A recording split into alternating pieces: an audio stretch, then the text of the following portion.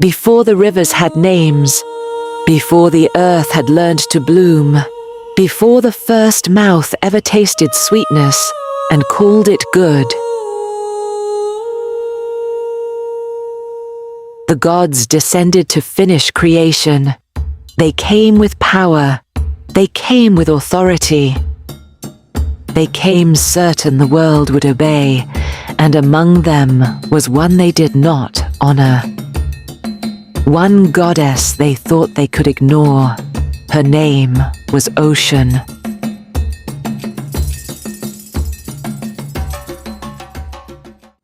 That was the mistake.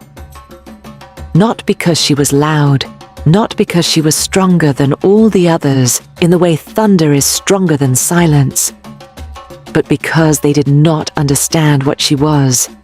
They understood force.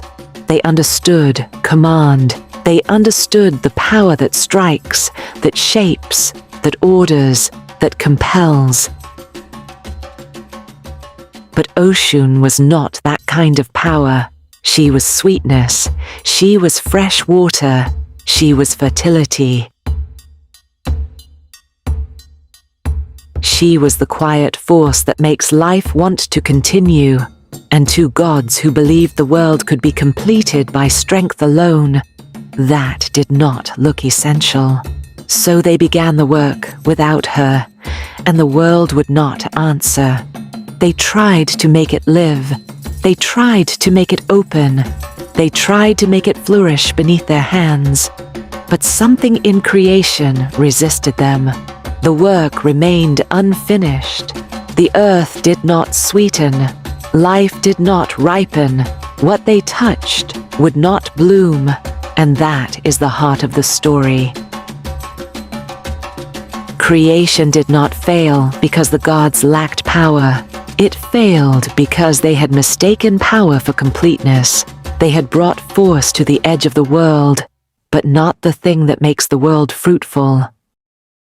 Oshun was among them from the beginning, and from the beginning they dismissed her. They ignored her voice. They ignored her presence. They ignored the part of creation that cannot be commanded into being.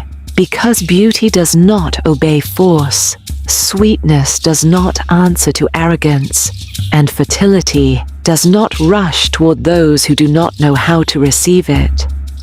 So Oshun withdrew, and her withdrawal is one of the most beautiful acts of power in mythology. She did not strike them down. She did not roar. She did not demand that they kneel before her. She simply stepped back and let reality reveal what they had failed to understand. She let them discover what the world becomes without her. A world may be formed by command and still remain barren. A world may be built by strength and still remain empty. A world may exist and still not bloom. That is Oshun's mystery. She is not decoration. She is not the extra grace added after the real work is done.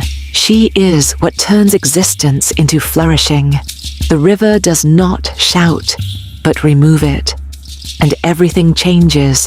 That is Oshun. She is the sweetness in the fruit, the shimmer on the water, the fertility in the body, the softness that is not weakness, the beauty that is not superficial, the attraction that draws life toward itself and says, grow, multiply, open, become. Without her, the world can remain a hard thing, a useful thing, a formed thing, but not a living thing, not fully. So the gods failed. And eventually, they understood that they had failed. They were forced to look at the unfinished world and admit what their pride would not allow them to see at the beginning. Something was missing. Someone was missing. And when they returned, they did not return as conquerors. They returned humbled. That is what gives this story its weight. The gods do not make Oshun important. They discover that she already is. They do not grant her value. They are forced to recognize the value they had treated as optional. And that recognition changes everything. Because once Oshun is welcomed, once the sweetness is honored, once the river is no longer ignored, creation moves differently. The world responds, the earth opens, life begins to flourish. What would not ripen before now ripens. What would not multiply now multiplies. What remained closed now blossoms. And suddenly, the lesson is unmistakable. The world did not need Oshun as ornament. It needed her to live. This is why her mythology matters so deeply. Because it tells the truth about a kind of power people keep underestimating. The power that nourishes, the power that attracts, the power that softens what force alone can never complete. The power that does not look like domination, but without which nothing fully becomes itself. Oshun is that power. Not thunder, not iron, not the violence that bends the world into shape. She is the water that makes the shape worth keeping. The sweetness that makes life bearable. The beauty that persuades existence to flower. And perhaps that is why the story still feels so alive. Because human beings continue to make the same mistake the gods made. We keep treating hardness as necessity. We keep mistaking control for completion. We keep forgetting that what appears gentle may actually be foundational. But the myth remembers.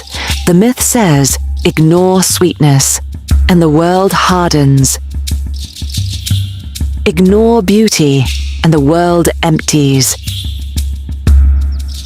Ignore the feminine force that nourishes life, and creation itself begins to fail. That is not sentiment. That is cosmology. And Oshun stands at the center of it, like a river through dry land. She does not need to prove herself with violence. She does not need to become something harsher than she is. She remains exactly what she is, and reality bends around that truth.